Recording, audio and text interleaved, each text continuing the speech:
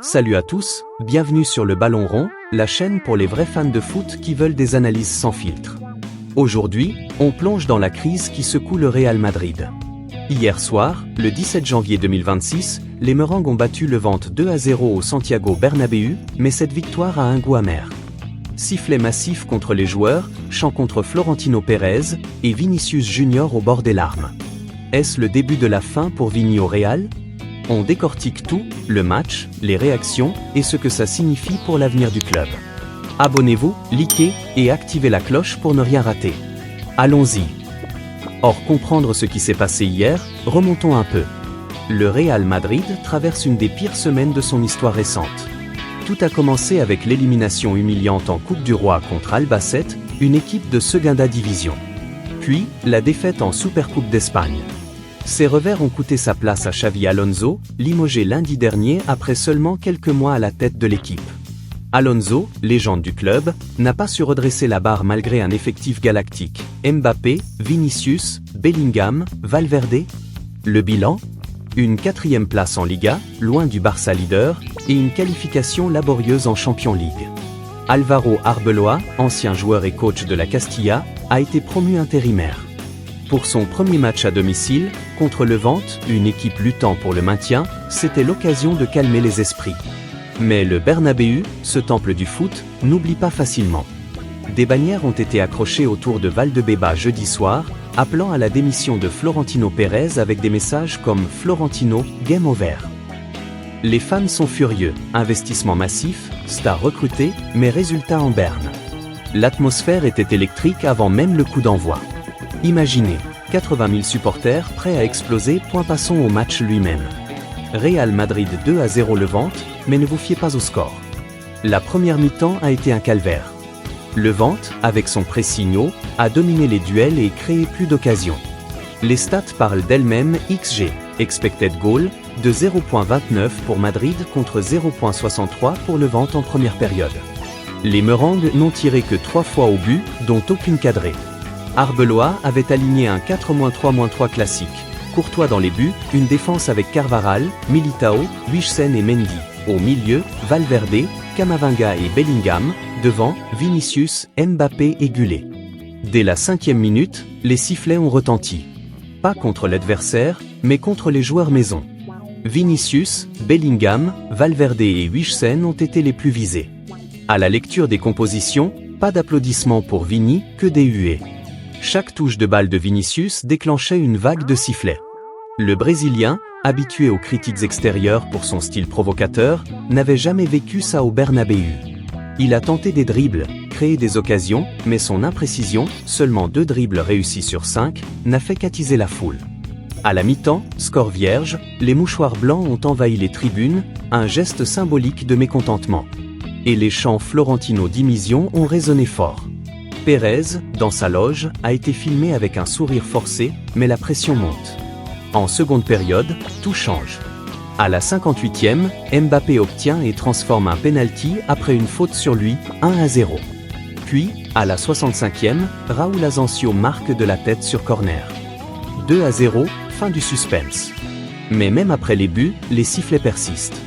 Arbeloa fait des changements intelligents. Entrée de Modric pour stabiliser et Gullet brille avec une passe décisive.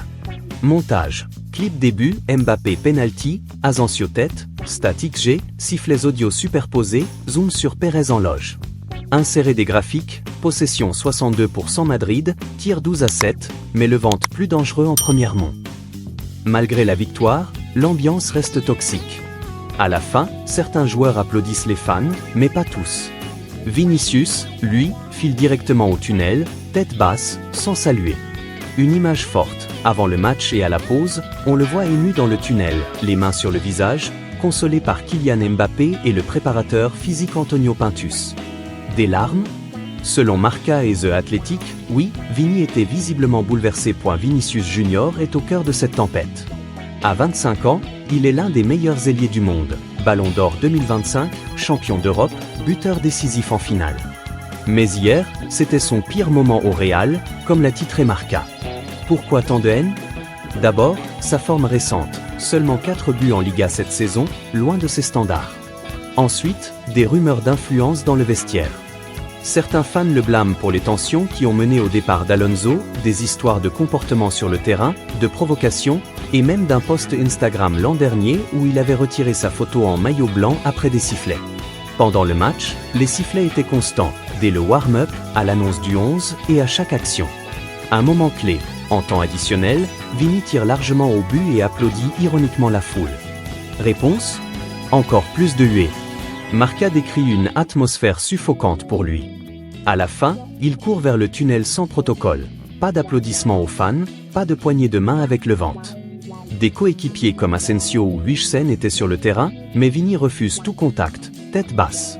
Post-match, Arbeloa le défend en conférence. « J'ai toujours respecté le Bernabéu, j'ai été sifflé moi aussi. C'est ce qui rend ce club grand, l'exigence. Vinicius est un leader, intrépide, le meilleur au monde pour déséquilibrer. Je vais travailler pour le faire briller et demander à ses coéquipiers de lui donner plus de ballons. » Mbappé, qui l'a consolé, a aussi loué son engagement. Mais les négociations pour son renouvellement, contrat jusqu'en 2027, patinent. Vini veut un salaire au niveau de Mbappé, autour de 30 M € an, et les controverses n'aident pas. Est-ce une fracture irréparable ? Pas forcément. Cristiano Ronaldo, Zidane, Figo ont tous été sifflés un jour au Bernabéu. Mais ils ont répondu sur le terrain. Vini, avec son caractère, pourrait rebondir. Certains fans l'ont même encouragé après le match, en poursuivant sa voiture. Mais si les résultats ne suivent pas, son avenir à Madrid pourrait être en doute. Des rumeurs de départ vers le PSG ou l'Angleterre circulent, mais rien de concret. Montage. Clip de Vini sifflé, larmes dans le tunnel, vidéo YouTube comme celle de Vinicius Crying, stat carrière, 150 plus buts au Real, interview Arbeloa. Graphique, évolution des sifflets contre Vini depuis 2024. Analysons plus profond, le Bernabéu est exigeant, mais juste ? Les sifflets contre Vini soulignent un malaise plus large. Bellingham, pourtant leader avec 8 buts, a aussi été visé pour sa forme en baisse. Valverde, vice-capitaine, pareil. C'est la frustration accumulée, un effectif surpayé qui sous-performe. Et Pérez ?